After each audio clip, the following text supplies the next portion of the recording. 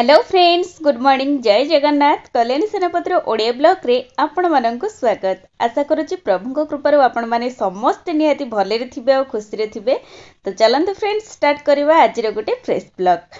आज वीडियोटी बहुत स्पेशल हबार अच्छी कहीं वीडियो माध्यम रे एमती किछि टिप्स और ट्रिक अच्छी जहाँ आपण माने जानिबा निहाती जरूरी। ए टिप्स को अप्लाई करबा फल रे आपण मानक किचन रे समय और पैसा दुईटा जाक सेव होबा सहित बहुत किछि नुवा जिंस आपण मानक सिखिबा। तेणु मोर रिक्वेस्ट आपण माने वीडियोटी को जमा भी स्किप करंतु नाही, फुल वॉच करंतु, नहले भल भल टिप्स सब मिस करि नेबे।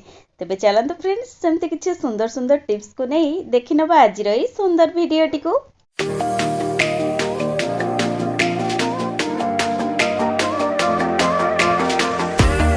सांग माने वीडियो आरंभ करिया पूर्व सबुदिन परी आज भी आपण मानक से गोटे रिक्वेस्ट, जदि भी कहीं आपण मानक भितर आज मो चैनल रे नुआ अछंती प्रथमे पाखर थिबा बेल आइकन को प्रेस करी चैनल को सब्सक्राइब कर नियंतु ताकि मोर वीडियो रो प्रथम नोटिफिकेशन आपण मानक पाखरे पहुंच जिवो और आपण मानकर टिके टिके सपोर्ट मते आगो को जिबा को निहाती मोटिवेट करिवो बा मो पई आशीर्वाद भली निहाती काम करिवो। तेबे चलंतु लेट करबानी जानि नबा हमर आज प्रथम टिप्स टी कोन अछि।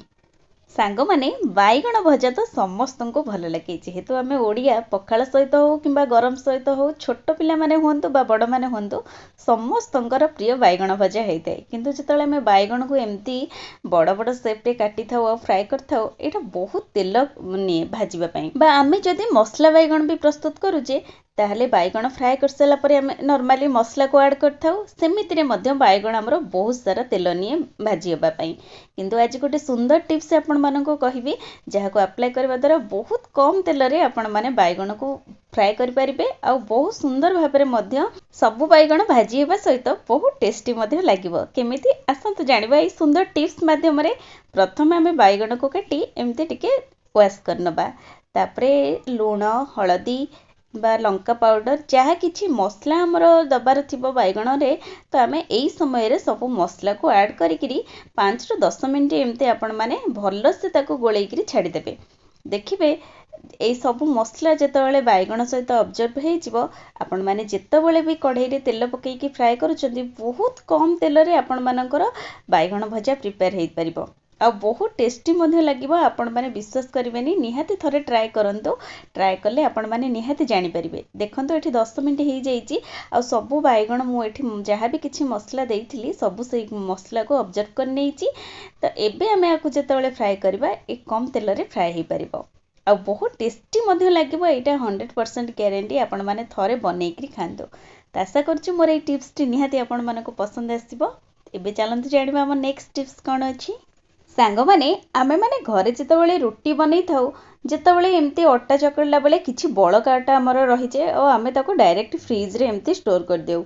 ता फल रे परदिन जेतेबेले आमे अटाटी काढी थाउ, अटाटी हमर कला देखा जाय, बिल्कुल भी भल लागेनी सेतिरे रोटी बनैबा पई कि रोटी मध्ये फुली भी न थाए।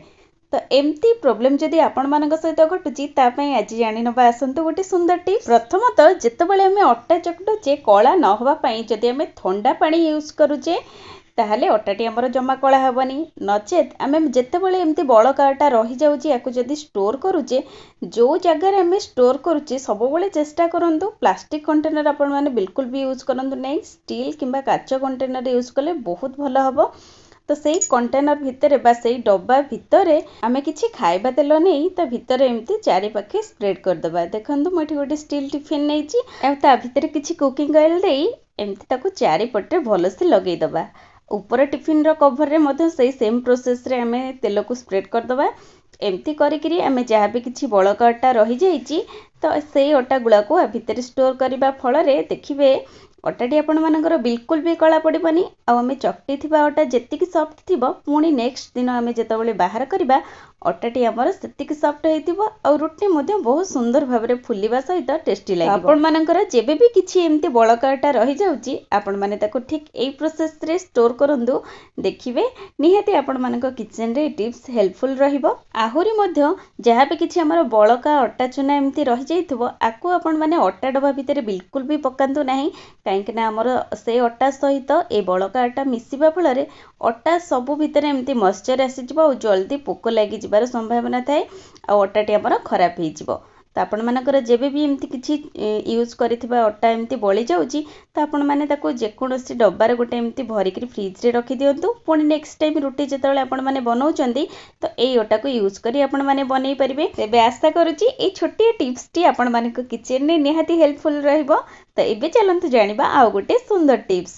सांगो माने सारो गोटे एभली परिबा जहाँकि डालमा हो बा तरकारी रे आम माने जेतबेले भी ऐड करि थाउ तार स्वाद को आहुरी द्विगुणित करिदि। आहुरी मध्य खाइबा पई तो आमे माने समस्त पसंद करथाउ किंतु ताको एमती काटिबा को बा ओळेइबा को प्राय लोक पसंद करती नाही काहेकि ना से माने जेतबेले भी सारो को एमती ओळेइ थांती तो सेमानंक हातटी कुंडेई होइताय बहुत जोरे नचे अधिकांश लोकंकर तो एमती कुंडेई हेकरी लाल पड़ी जाए बा एमती बिरी बिरी टाइप रो ही फली जाए। तो जोथि पई कि से माने सारो काटिबा पई बिल्कुल भी पसंद करनदी नाही। तो जदि आपण मानंक सहित एई भली प्रॉब्लम होची सेथि पई गोटे सुंदर टिप्स जानिची आसंतु जानिबा। जेतबेले भी आपण माने एमती सारो ओळौचंदी तो घरे थिबा जदि नॉर्मली दही अछि तो आपण माने हाथ उपरे एमती गोटे मिनिट पई अप्लाई कर नियंतु तापरे हाथ को वॉश कर देबे आ आपण माने सारो को ओळेइ पारि। आहुरी मध्य आपण माने जे कोनोसी खाइबा तेल मध्य यूज करि परिबे किंतु जो मानकर अधिक एलर्जी टाइप रो एमती होथिबो बा बेसी कुंडेई होथिबो तो से माने दही को निहाती अप्लाई करंतु देखिबे आपण मानक हाथ रे बिल्कुल भी कुंडेई होबा नाही बहुत सहज रे आपण माने सारो काटि परिबे। तो आशा करूची ए टिप्स टी आपण मानक निहाती पसंद आस्तिबो। एबे चलंतु जानि नबा हमरो नेक्स्ट टिप्स कोन अछि। सांगो माने आजिकली हम लाइफटा बहुत बिजी हो जाइए कहीं आमे माने बहुत कम समय भितर अधिक काम करने को चाहिए तो से आमे माने बहुत सारा प्रिपरेशन कर जमती कि आमे खास गृहिणी माने आमर राशन जिनस है डाली चाउल तो आम आपको 2 मास 3 मास एमती एका बेले नहीं आसता आपको स्टोर करके रखी था कि जदि घरे भी आम एमती डाली बनाऊे बा 2-3 मास एमती स्टोर करुचे देखिए धीरे धीरे आम डालीटी एमती मॉइस्चर आसी जाए बा पोक लगे आरंभ हो जाती। तो से आज आपण मानक गोटे बहुत सुंदर टिप्स कहूँ आपण मैंने डाली को बनईकरी 4 ରୁ 6 मास आपण मैंने बहुत सुंदर भाव में यूज करेंगे बिल्कुल भी आपण मानक डाली खराब हम ना बा पोक लगे ना सी आपण मैंने डाली को घरे बनातु कि मार्केट रू किणिक आणतु जेबे भी आणुचंदी से डाली रे एमती किछि सुखिला लंका को आपण माने ऐड करके रखिदेबे देखिए एमिति रखिबा फल रे आपण मानक डाली रे बिल्कुल भी पोक लागिबनी आ किछि बैड स्मेल मध्य आसीबनी बा मॉइस्चर आसीबार भय मध्य रहबनी। तो एठी देखंतु मु आपण मानक सहित शेयर करिछि मुग डाली किछि घरे बनैथिबा ता सहित मध्य सुखिला लंका को ऐड करिछि आ बाहर आनिथिबा एठी हरड डाली रे मध्य किछि सुखिला लंका को एमती स्टोर करके रखुछि एमती करबा फल रे डाली ते हमर बहुत टाइम पर्यंत भल रहिबो बिल्कुल भी खराब होबो नाही। तो आपण माने मध्य निश्चिंत ए टिप्स को अप्लाई करंतु देखिबे आपण मानकर केते दिन पर्यंत डाली को आपण माने स्टोर करि पारुचंती। तबे आशा करूची ए छोटे टिप्स टी निहाती आपण मानक किचन रे हेल्पफुल रहिबो। एबे चलंतु जानि नबा हमरो नेक्स्ट टिप्स कोन अछि। सांगो माने आम माने घर को जेतबेले आलू आनी थाउ जदि आवश्यकता थारु हमरो अधिक आलू एमती नै एस्तो ताको स्टोर करबा को भाबी थाउ देखिथिबे जेतिके आलू हमर यूज होबा कथा हम यूज कर सारला परे बळका आलू को हमर धीरे धीरे एमती पचिबा को लागि थाए तो से सब को अधिक दिन आम स्टोर करने आज आपण मानक गोटे सुंदर टिप्स कहूँ आपण मैंने चाहिए 5 किलो हो 10 किलो हो बा अधिक ताठार आलू को आपण मैंने बहुत सुंदर भाव में स्टोर करके यूज करेंगे बिल्कुल भी आपण मानकर गोटे भी आलू नष्ट होबानी बा पचिबानी। तो केमिति आसंतु जानिबा ए सुंदर टिप्स माध्यम रे। तो जेतेबेले भी आपण माने मार्केट रो आलू आणुचंती ता सहित एमती रसुण को ऐड करिक आपण माने रखंतु केमिति आ को प्रोसेस रे आपण माने निहाती वीडियोटी को लास्ट पर्यंत देखंतु।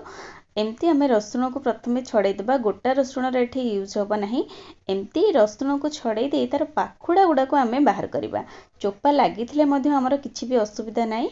तो एमती गोटे गोटे पाखुडा करिक आपण माने 2-3टी रसुण को खोलिकी एमती आलू भितर मिसेक रखी दिंतु देखिए नॉर्मली आपण मानकर आलू जेतिक दिन आपण माने यूज करुथिले बा जेतिक दिन व्यवहार करुथिले तो ताठो निहाती बहुत अधिक दिन आपण माने ए आलू को व्यवहार कर परिबे आलू आपण मानकर बिल्कुल भी पचिबा नाही बा नष्ट होबा नाही। और जदि आपण माने अधिक मात्रा रे आणुचंती आलू को तो सेमती सेही सेम प्रोसेस रे आपण माने अधिक रसुण रो व्यवहार करिवे बा रसुण को एमती पाखुडा करिकरी से आलू सहित मिसेकरी आपण माने रखी देबे जेमिति आमे परिवा स्टैंड रे रखुचे आलू। तो एठी देखंतु नॉर्मली आमे एमती आलू को रखी थाउ आ आ सहित एठी आमे 4-5टी रसुण को खोलिकी रखिदेबा कहीं जेहेतु आलूर मात्रा आमर अधिक अच्छी एठी तो एमती रखिले आम आलूटा बिल्कुल भी नष्ट हो ना बा पचि जबार संभावना रही ना। तो आशा करुच्ची आज रही छोट छोट टिप्स मध्यम जदि भिडटी आपण मानक भल लगी भिडटी को लाइक शेयर सहित गोटे भल कमेंट दिंतु। चैनल नुआ थे चैनल को सब्सक्राइब निहाती करूँ। पुणी देखा किसी नुआ नुआ टिप्स सहित नेक्स्ट वीडियो रे। रहुची बाय।